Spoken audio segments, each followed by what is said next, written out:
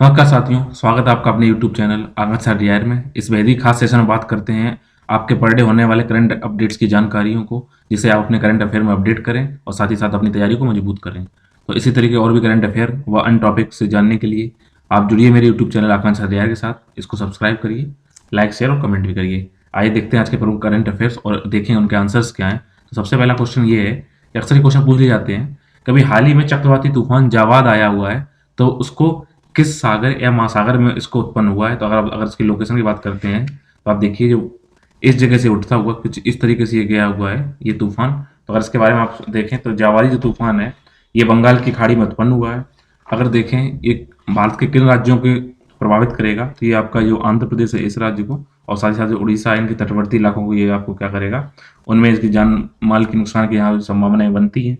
अगर बात की जाए कि जवाद है, तो जवाद जो आपका वो जो नाम है वो ऐसे नहीं आता है, बल्कि कुछ देशों का संगठन होता है, उनमें नाम डिसाइड होते हैं। तो इस बार ये नाम दिया, अगर आपसे कुछ प्रश्न आता है तो जो जवाद नाम है, जवाद नाम दिया गया है आपको सऊदी अरब के द्वारा, और उसका मतलब होता है उदार, दयालु और कम गंभीर। क्योंकि ये केवल 62 किलोमीटर के आसपास की इसकी रेंज रहने वाली है, 72, इसलिए इसको कम गंभीर बोला गया, इसलिए इसका नाम जवाद दिया गया। आपको बता दें, चक्रवाती तूफान तब माने जाते हैं जो चाहे सीवियर हो, जो एक्सट्रीम सीवियर हो, तो क्या होता है जब उनकी हवाओं की गति 62 किलोमीटर पर आवर या उससे अधिक होती है, तो उसको बोलते हैं कि चक्रवाती तूफान उत्पन्न हो रहे हैं। तो ये इसका आंसर होगा बंगाल की खाड़ी में उत्पन्न हुआ है। अगला क्वेश्चन है, ला लीना जो कि जलवायु संबंधी घटना है, यह भारत के उत्तरी पूर्वी मानसून को किस प्रकार प्रभावित करती है। तो आपको बता दें, जो ला लीना है, अगर सबसे पहले देखें किस प्रकार प्रभावित करती है, आपका आंसर होगा क्या, कि पहले इसके अगर कॉन्सेप्ट को देखें तो ला लीना होता क्या है, जब प्रशांत महासागर के पूर्वी क्षेत्र या यूं कहें साउथ अमेरिका और सेंट्रल अमेरिका का जो पश्चिमी क्षेत्र है, वहां पर जब हाई प्रेशर हो जाता है लालिना की वजह से, तो इस हाई प्रेशर से हवाएं कहाँ चलती हैं, ऑस्ट्रेलिया की तरफ। और लालिना का ही प्रभाव होता है कि ऑस्ट्रेलिया के उत्तर उत्तर पूर्वी क्षेत्रों में क्या होता है, लो प्रेशर उत्पन्न हो जाता है। यहाँ पर क्या होता है, यहाँ पर थोड़ी गर्म कंडीशन बन जाती है, जिससे क्या होता है कि जो हवाएं हैं जो इस तरफ जो तो इस अमेरिका से किधर आती हैं, ऑस्ट्रेलिया की तरफ आती हैं, वहीं जो उत्तर पूर्वी जो हवाएं चल रही होती हैं इस टाइम पे अगस्त सितंबर अक्टूबर में, वो हवाएं क्या करती हैं, जो भारत के यहाँ पर आने के पीछे बंगाल खाड़ी से कहाँ डाइवर्ट कर जाती है, ऑस्ट्रेलिया की तरफ। तो इससे क्या होता है कि लाल नीना क्या करता है, उत्तर पूर्वी हवाओं से बारिश होती है हमारी, जो इस टाइम पे होती है सितंबर अक्टूबर नवंबर के महीने में, उस पर ही नकारात्मक प्रभाव डालती हैं, जबकि दक्षिण पश्चिमी मानसून पर ये सकारात्मक प्रभाव डालती हैं। तो इस बात को आप ध्यान रखिएगा। तो इसका आंसर क्या होगा, नकारात्मक प्रभाव डालती हैं।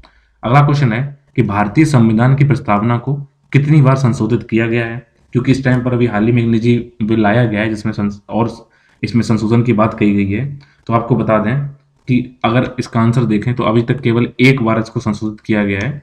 भारतीय संविधान की प्रस्तावना उसको केवल एक बार अभी तक इसका संशोधन किया गया है, जो कि 42वें कॉन्स्टिट्यूशन अमेंडमेंट, जो वो संविधान संशोधन था 1976, उसमें इसको किया गया है। और इसके अंतर्गत 3 शब्द डाले गए थे, समाजवादी, धर्मनिरपेक्ष और अखंडता। अगर हम बात करें भारतीय संविधान की, तो इसको 26 नवंबर 1949 को अपनाया गया था। और ये बात पहले एक प्रश्न उठ चुका है, बेरुआरी केस में ये बात आ गई थी कि संविधान क्या प्रस्तावना संविधान का अंग है, तो वो मना कर दिया गया था। लेकिन 1973 एक ऐतिहासिक फैसला आया जिसको केशवानंद भारती केस माना बोला जाता है। तो इन्होंने यहाँ न केवल संविधान के आधारभूत ढांचे की इन्होंने संकल्पना दी, साथ ही साथ उन्होंने ये भी बोला है कि प्रस्तावना संविधान का अंग है। बस ये है कि इसको ना ही तो विधायिका की शक्ति मिलती है, ना ही विधायिका की शक्ति को नियंत्रित करेगा, और ना ही आप क्या करेंगे, इसको अदालत में परिवर्तन नहीं करा सकते। मतलब आप जैसे मौलिक अधिकारों को अदालत में जाकर ले सकते हैं, वैसे ही प्रस्तावना को आप वहां पे ले नहीं सकते हैं।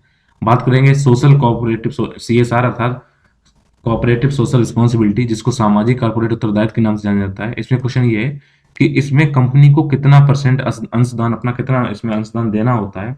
तो आपको बता दें कि इसके सही आंसर है, अपने नेट जो उनका प्रॉफिट होता है उसका 2% आपको देना होगा CSR का, जिससे क्या हो, पूरी दुनिया में अच्छे अच्छे कार्य हो सकें, और वो न केवल लोगों को, जितने भी कंपनी वाले हैं उनको खुद का लाभ मिले, बल्कि कहीं ना कहीं क्या हो, वो अपना कुछ अंश ऐसा दान करें जो समाज के कुछ वंचित तबके या कुछ खास क्षेत्र हैं उनमें क्या हो, उनमें योगदान करके वो उनको लाभान्वित हों। तो इसको कॉर्पोरेट सोशल रिस्पॉन्सिबिलिटी बोलते हैं कि अगर आपने समाज से रुपया कमाया है तो समाज में आपको देना होगा। ये कितना देना होगा, ये आपको 2% देना होगा अपने शुद्ध आय का।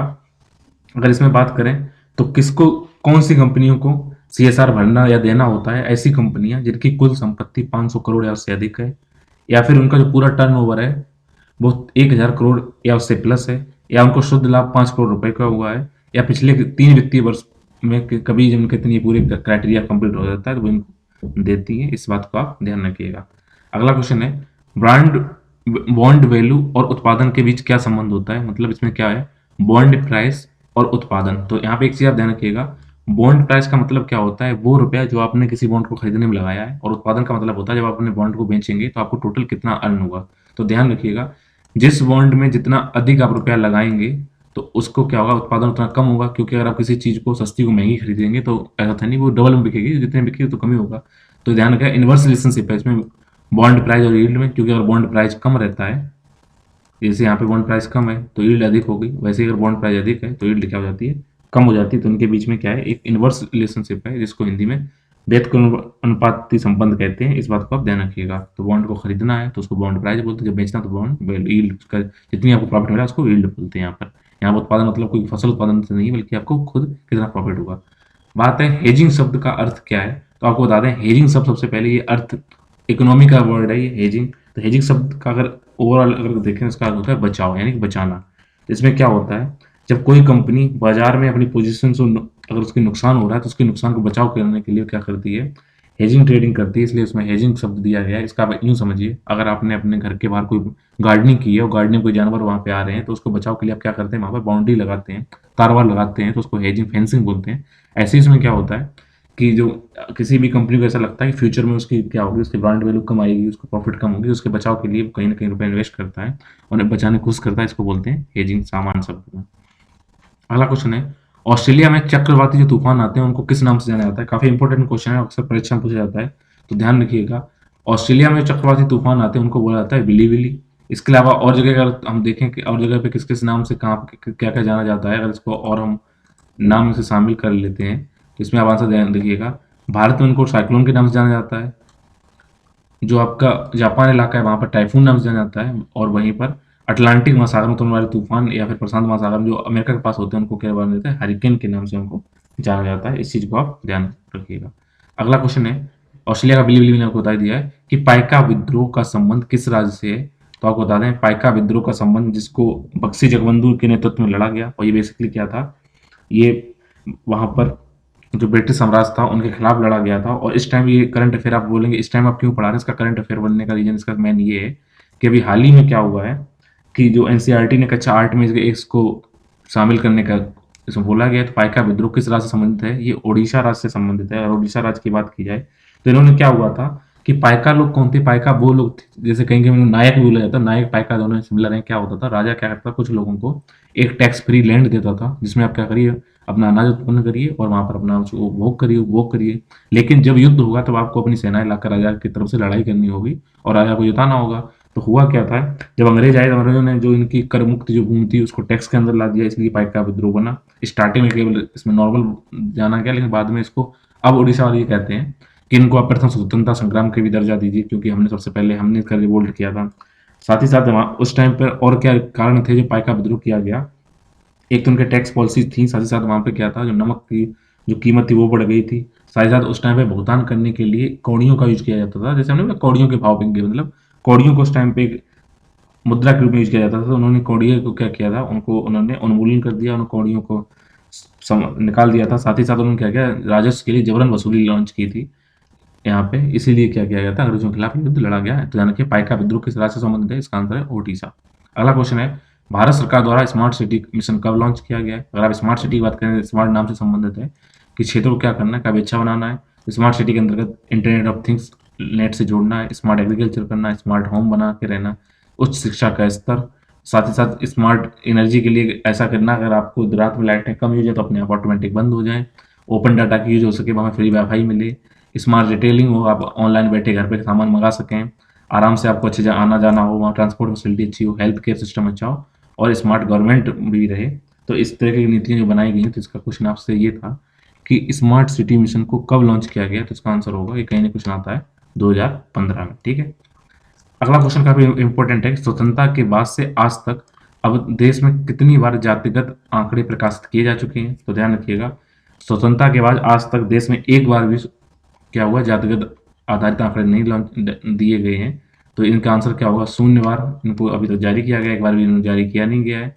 हाँ, लेकिन अभी कोशिश की गई है वर्ष 2011 के सेंसस में कि इनमें क्या किया जाए, आंकड़े लिए जाएं। लेकिन सरकार ने क्या बोला है, पहले तो मना कर दिया था कि राजनीतिक लाभ किसी को ना मिले या अशांति ना पैदा हो, लोग ज़्यादा आरक्षण की मांग ना करें। बाद में उन्होंने बोला है जो भी डाटा लिए गए थे वो करप्ट हो गए, मतलब उनके लगभग 4 लाख से ज़्यादा वहाँ पे सब जातियाँ आ गई, जबकि एक ही जाति के लिए अलग अलग लोगों जो वहाँ पे जो गणना करने गए थे अलग अलग राज्यों में, उन्होंने अलग अलग नाम से उनकी एंट्री कर ली, तो उनकी संख्या बढ़ गई है।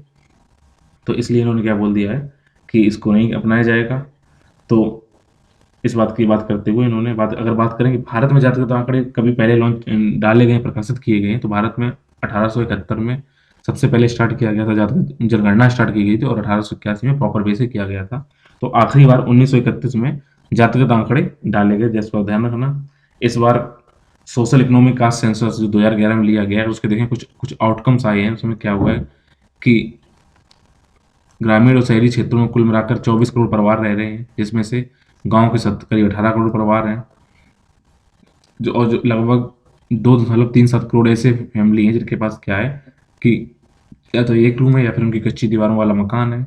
65 लाख लोग ऐसे हैं जिनके बीच में जिनकी आयु क्या है, जिनके ऐसे 65 लाख ऐसे भी लोग हैं जिनके पास क्या है, हाउस होल्ड बिटवीन 18 घरों में ऐसे एडल्ट मेंबर हैं जिनके नंबर ऑफ एडल्ट मेंबर्स जो इनके 18 से 59 के बीच में बिलोंग करते हैं। 3.86 करोड़ SC और ST समुदाय के परिवार हैं, ऐसा इन्होंने ये कुछ आंकड़े डाल दिए हैं, बाकी उन्होंने कितनी संख्या वो नहीं डाला है। अगला क्वेश्चन है, रक्षा के क्षेत्र में नकारात्मक आयात सूची, जिसको नेगेटिव इंपोर्ट लिस्ट बोला जाता है, उसका मतलब क्या होता है। रक्षा क्षेत्र में नकारात्मक आयात की सूची अगर बात की जाए, तो जितने भी रक्षा क्षेत्र में जो आपके उपकरण यूज होते हैं उसमें कुछ ऐसी लिस्ट बनाई गई है जो केवल वो स्वदेशी उपकरणों का ही उपयोग कर सकते हैं। स्वदेश में निर्मित जो उपकरण है उनको आप यूज करिए, उनको खरीदिए, जिससे क्या हो, देश में आत्मनिर्भरता बने। तो सशस्त्र बल है जो कि आपकी नौसेना, थल सेना, वायुसेना अर्थात आर्मी, नेवी, और जो आपकी एयरफोर्स है, उसमें क्या है, जो जितने भी अभी तक 2 बार लिस्ट जारी की जा चुकी है नेगेटिव इनकी इन उपकरणों की, इसमें आप क्या करेंगे, केवल घरेलू जो निर्माता हैं उनसे आप वस्तुएं खरीदिएगा। क्योंकि Stockholm International Peace Research Institute है, उसने एक अपनी रिपोर्ट जारी की, उसमें ये बोला है कि पिछले कुछ वर्षों में, अगर 2019 बात किया है, तो भारत देश ने क्या किया, पूरे वर्ल्ड में सेकंड नंबर पर आयात किया है, और उस आयात करने के लिए उसने लगभग 16.75 अरब डॉलर रुपए का निवेश किया है। तो इसको देखते हुए कि देश की मुद्रा बाहर न जा सके, इसलिए ये चीज़ लागू की जा रही है। लेकिन अभी इसमें कुछ प्रावधान ये कर दिए गए हैं कि हाँ, इमरजेंसी अगर कोई सिचुएशन होती है तब आप चीज़ों को बाहर से खरीद सकते हैं। अगला क्वेश्चन है, हाइपरसोनिक गति कितनी होती है। तो आपको बता दें, जो हाइपरसोनिक गति जो होती है, वो गति क्या होती है, वो आपकी क्या हो, बेसिकली अगर उसको निकाला जाए कि इसका ये होता है कि किसी भी जो स्पीड है उसकी ध्वनि जो यानी कि साउंड की स्पीड से क्या इसका रेशियो है, इसको बोलते हैं, आपको उसके नापने को बोलते हैं, आपको उसका जो रेशियो उसको बोलते हैं हाइपरसोनिक गति बोलते हैं या सोनिक गति बोलते हैं, जो कि मैक में मापी जाती है। ध्यान रखना, जो सोनिक जो होती है उनको जैसे किसी भी वस्तु की स्पीड या किसी भी उपकरण की स्पीड डिवाइड बाई साउंड की स्पीड से जो रेशियो निकलता है उसको नापने के लिए जो इकाई यूज की जाती है वो मैक यूज की जाती है। तो जो हाइपरसोनिक जो स्पीड है उसकी इकाई कितनी होती है, 5 गुना होती है, यानी 5 मैक या उससे प्लस उसकी स्पीड होती है। अगर इसकी की स्पीड से हम बात करें तो इसमें जो सब क्लास है, सबसे पहले सब सोनिक आता है जिसकी स्पीड 1 मैक से कम होती है। ट्रांसोनिक आता है जिसकी स्पीड 1 मैक इक्वल होती है, यानी कि ध्वनि की गति के बराबर चलता है। सुपरसोनिक जो होता है वो 1 से लेकर 5 के बीच में चलता है, उसको सुपरसोनिक कहते हैं। और हाइपरसोनिक 5 या उससे अधिक चलता है तो उसको 5 मैक की बात कर रहा हूँ, तो उसको बोलते हैं सुपरसोनिक स्पीड से चल रहा है। अगला काफी इंपॉर्टेंट क्वेश्चन है, कहीं ना कहीं आपसे जरूर प्रश्न आएगा कि चेहरे के आधारित तकनीक है, यानी कि फेस रिकॉग्निशन टेक्नोलॉजी है, जैसे आपका फेस आप सामने आ जाइए वही पासवर्ड बन जाए जैसे फोन के ऊपर होता है, तो शुरुआत करने वाले देश के कौन कौन से हवाई अड्डे हैं। तो ध्यान रखिएगा, 4 हवाई अड्डे हैं जो कि वाराणसी, पुणे, कोलकाता और विजयवाड़ा। आपसे क्वेश्चन पूछा जा सकता है कि निम्न में से कौन सा हवाई अड्डा है जो फेस रिकॉग्निशन टेक्नोलॉजी को यूज कर रहा है, या फिर जो यूज नहीं कर रहा, तो उसका आंसर क्या है। 4 जो कर रहे हैं अभी 2022 में, मार्च 2022 में शुरुआत होने की संभावना है, फरवरी मार्च में। आंसर क्या है, वाराणसी, पुणे, कोलकाता और विजयवाड़ा। इन चीज़ों का आप याद रखिएगा। आज का आखिरी प्रश्न है कि जीनोमिक्स का संबंध किससे है। तो जीनोमिक्स का मतलब क्या होता है, आपके डीएनए आरएनए के अंदर जीन है, उनका एक सीक्वेंस पाया जाता है, उन सीक्वेंस की स्टडी को करना ही क्या बोलते हैं, जीनोमिक्स बोलते हैं। इसका आंसर क्या है, जीन क्रम के अध्ययन को जीनोमिक्स बोलते हैं। क्योंकि अभी कोविड 2 चल रहा है, उसमें डेल्टा वेरिएंट आया, अब ओमिक्रॉन आ गया है, तो इससे क्या करते हैं, उसके अंदर पहले आपको जीन को देखते हैं, उनकी स्टडी करते हैं, उन जीन को निकाल कर उनकी स्टडी करते हैं, उनका व्यवस्था क्रम देखते हैं, जिससे क्या हो, फिर ये भी देखते हैं कैसे आपको अपने आप चेंज करते हैं, क्या चेंज ला दिए उन्होंने, इनके लिए क्या दवाएं बन सकती हैं, कैसे इनको रोका जा सकता है। इन सब बातों के लिए क्या किया जाता है, जीनोमिक्स टेक्नोलॉजी का यूज करके जीन के बारे में स्टडी की जाती है। ये इंसानों के ऊपर भी की जाती है, जिससे क्या हो कि रोगों के लिए पता चल जाए कौन सा जीन क्रम किस जो रोग के लिए है और उसके लिए कौन सी दवाएं बन सकती हैं, क्या नैदानिक उपचार हो सकता है, इसलिए इनकी स्टडी की जाती है। तो आज जितने भी करंट अफेयर थे उनको हमने आपको बता दिया है। इसी तरीके और भी सेशन जुड़ने के लिए आप जुड़िए मेरे यूट्यूब चैनल आकाश अध्याय के साथ। मिलेंगे एक नए सेशन में नए करंट अफेयर और नए अपडेट के साथ। तब तक के लिए स्वस्थ रहिए, मस्त रहिए। Thank you.